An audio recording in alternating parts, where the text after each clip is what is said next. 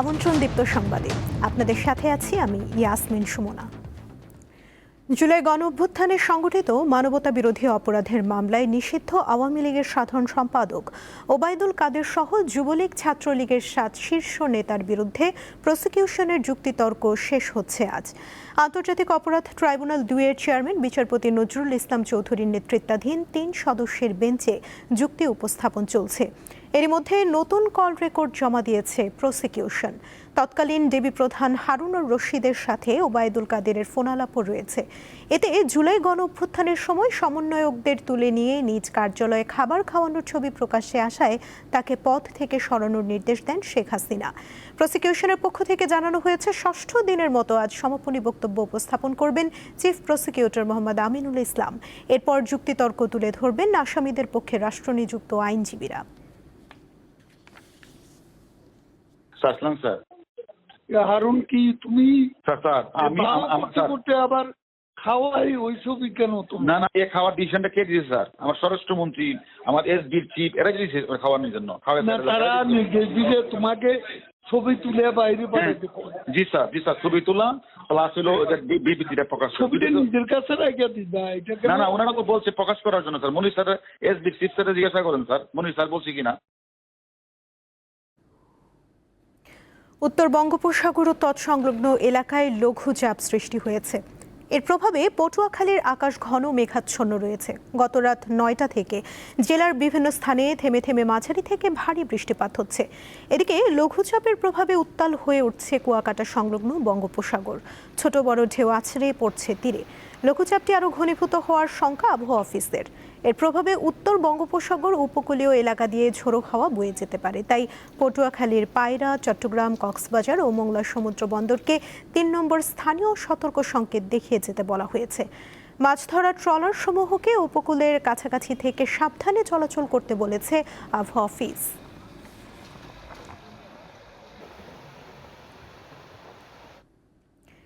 সিলেটের রায়নগর মিতালি আবাসিক এলাকার একটি বাসা থেকে স্বামী, স্ত্রী ও এক গৃহকর্মীর মরদেহ উদ্ধার করেছে পুলিশ।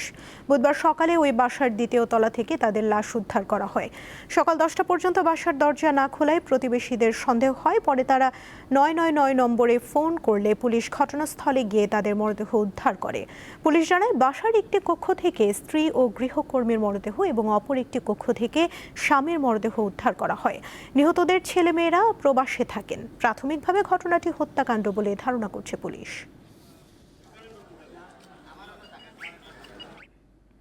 এবারে থাকছে উদ্দীপ্ত যা কিছু ভালো ও উদ্দীপনার।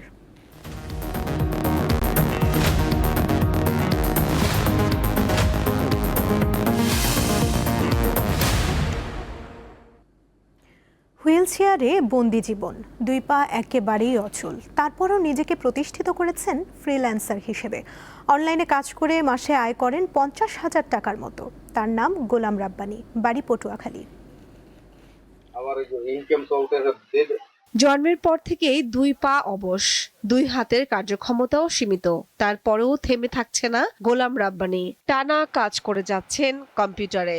Digital marketing, B2B, lead generation, social media management এবং ভার্চুয়াল অ্যাসিস্ট্যান্ট হিসেবে অনলাইনে যুক্ত থাকছেন দেশে বিদেশে। ফ্যামিলিও দেখতে পাচ্ছে যে কিছু একটা করতে পারতেছি। তখন ফ্যামিলিকে বোঝানোর পরে তারা লোন নিয়ে আমার একটা কম্পিউটার কিনে দেয়। তারপর থেকে আমি এই ফ্রিল্যান্সিং করতেছি এবং এখন আলহামদুলিল্লাহ ভালোই আর্নিং হচ্ছে। যেমন এই কিছুদিন আগেও বৃষ্টির পানিতে আমার মনিটরটা নষ্ট হয়ে গেছে, আবার একটা মনিটর কেনা লাগবে। 23 বছরের অদম্য এই যুবকের বাড়ি পটুয়াখালীর কলাপাড়ার পৌর শহরে। নেই প্রাতিষ্ঠানিক শিক্ষা। জীবনের 20 বছর পর্যন্ত অনেকটা ঘরবন্দি ছিলেন তিনি। দর্জি বাবার মোবাইল ফোন ঘাটাঘাটি করে 2021 সাল থেকে শুরু করেন ফ্রিল্যান্সিং এর কাজ। এরপর আর তাকে পেছনে ফিরে তাকাতে হয়নি। এখন অনেকে চায় আমার কাছে শিখতে, অনেকে আসছে আমার কাছে শিখতে, কিন্তু তাদেরকে আসলে বসে যে এক জায়গায় শিখাবো বা ওইরকম পরিবেশ আমার নাই। মানে ঘরে নিজেদের থাকতেই অসুবিধা, এরকমের একটা অসুবিধা আছে। এখন সরকারিভাবে যদি আমাকে একটা ঘরের ব্যবস্থা করে দিত তাহলে হয়তো আমি আরো অনেক দূরে এগিয়ে যেতে পারতাম। তিনি নিজেই শুধু সফল হননি, ফ্রিল্যান্সিং এ আগ্রহী করেছেন এলাকার অনেক তরুণকে। দিয়ে যাচ্ছেন প্রশিক্ষণ। এখন সে নিজে নিজে ফ্রিল্যান্সিং শিখছে, ভালো একটা আর্নিং করতে আছে। আমি আসি তার কাছে শিখি। অনেকেই আসি তার কাছে শেখার জন্য বা ট্রাই করতেছি, এলাকার যুবক যারা আছে তারা আসে ওর কাছে শেখার জন্য। শারীরিক প্রতিবন্ধী মানুষের জন্য গোলাম রাব্বানী এক অনুপ্রেরণার নাম। তিনি প্রমাণ করেছেন ইচ্ছাশক্তি দিয়ে অনেক বাধাই অতিক্রম করা সম্ভব। কামরুন নাহার, দীপ্ত, বার্তাকক্ষ। 2 বছর পর আবারও পূর্ণগ্রাস সূর্যগ্রহণের দৃশ্য দেখতে যাচ্ছে বিশ্ববাসী। একই সরল রেখায় সূর্য, চাঁদ ও পৃথিবী অবস্থান করায় সৃষ্টি হবে পূর্ণ সূর্যগ্রহণ। সর্বশেষ এমন ঘটনা ঘটে 2024 সালের এপ্রিল মাসে। বিরল এই ঘটনা দেখতে পৃথিবীর বিভিন্ন প্রান্তের মানুষ মুখিয়ে থাকলেও সব দেশ থেকে এই পূর্ণগ্রাস সূর্যগ্রহণ দেখা যাবে না। এবারের পূর্ণগ্রাস সূর্যগ্রহণ সবচেয়ে ভালোভাবে দেখা যাবে ইউরোপের বিভিন্ন অঞ্চল থেকে। স্পেন, আইসল্যান্ড, গ্রিনল্যান্ড, রাশিয়া ও পর্তুগাল সহ উত্তর পশ্চিম আফ্রিকার কিছু এলাকাতেও গ্রহণটি দৃশ্যমান হবে।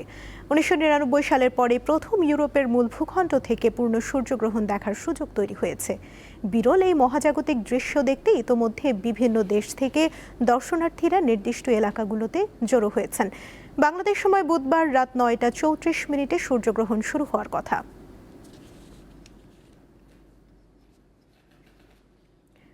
সমুদ্রপথে বাণিজ্যিক জাহাজের ওপর হামলা অব্যাহত রয়েছে।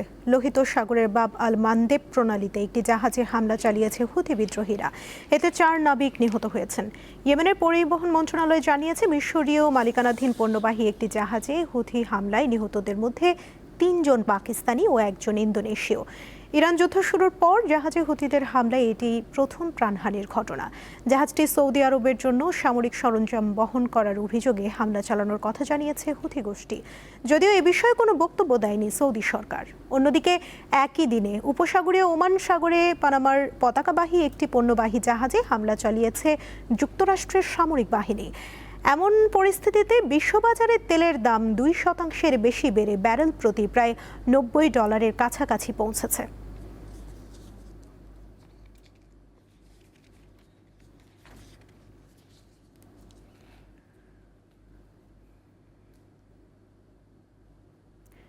কলম্বিয়ায় শক্তিশালী ভূমিকম্পের পর নিহতের সংখ্যা বেড়ে দাঁড়িয়েছে অন্তত 224 জন। সোমবারে ভূমিকম্পের পর দেশ জুড়ে 70টির বেশি পরাঘাত বা আফটার শক রেকর্ড করা হয়েছে। ফলে ক্ষতিগ্রস্ত এলাকাগুলোতে নতুন করে কম্পন ও প্রাণহানির আশঙ্কা তৈরি হয়েছে। কলম্বিয়ার ভূতাত্ত্বিক জরিপ সংস্থার তথ্য অনুযায়ী মঙ্গলবার সকালে অনুভূত সবশেষ কম্পনটির মাত্রা ছিল 3.8। শক্তিশালী ভূমিকম্পের পর হতাহতদের উদ্ধারে অভিযান অব্যাহত আছে। সবচেয়ে ক্ষতিগ্রস্ত এলাকাগুলোতে ধ্বংসস্তূপের নিচে কেউ আটকে আছেন কিনা তা খুঁজে দেখছেন উদ্ধারকর্মীরা। উদ্ধার অভিযান চালাতে ক্রেন ও জ্বালানিবাহী ট্রাক ব্যবহার করা হচ্ছে। ভূমিকম্পে ক্ষতিগ্রস্ত শহরগুলোতে অনেক ভবন ও সড়ক ক্ষতিগ্রস্ত হয়েছে। অনেক এলাকায় পানি ও বিদ্যুৎ সংকট দেখা দিয়েছে। আফটার শকের আতঙ্কে এখনও খোলা আকাশের নিচে অবস্থান করছেন স্থানীয়রা।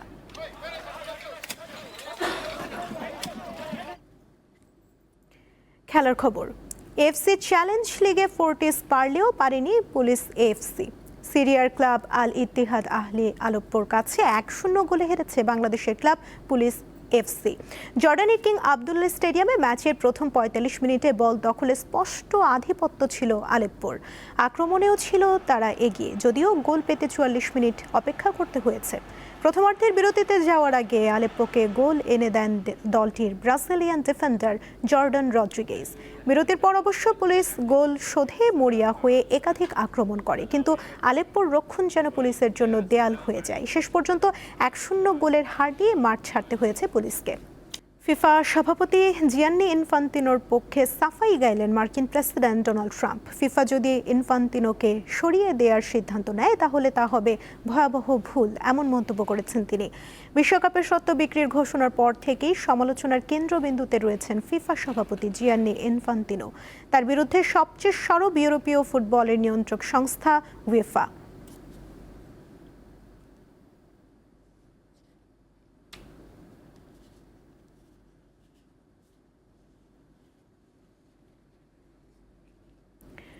গুঞ্জনকে সত্যি প্রমাণ করে দীর্ঘদিনের বান্ধবী জর্জিনা রদ্রিগেজের সঙ্গে বিবাহ বন্ধনে আবদ্ধ হলেন পর্তুগিজ তারকা ক্রিস্টিয়ানো রোনালদো, আর সেটিও বাগদানের ঠিক 1 বছরের মাথায়। বিয়ের খবরটি যৌথভাবে প্রকাশ করেছেন CR7 ও জর্জিনা।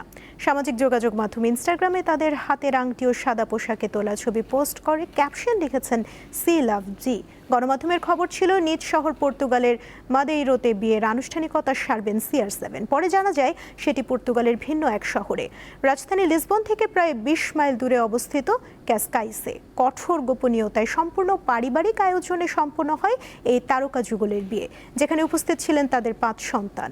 এর আগে একেবারেই সাধারণ আয়োজনে গেল বছরের 11ই আগস্ট বাগদান সেরেছিলেন পর্তুগিজ তারকা। 2016 সালে মাদ্রিদের একটি ব্র্যান্ড শপে পরিচয় জর্জিনার সঙ্গে, সেখান থেকেই প্রেম, আর মাঝে 10 বছর কাটিয়েছেন একই ছাদের নিচে।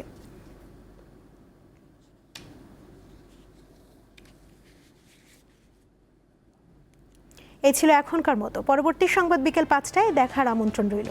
এছাড়া আরও তথ্য পেতে যুক্ত থাকুন দীপ্ত ডিজিটাল প্ল্যাটফর্মের সাথে। ধন্যবাদ সবাইকে।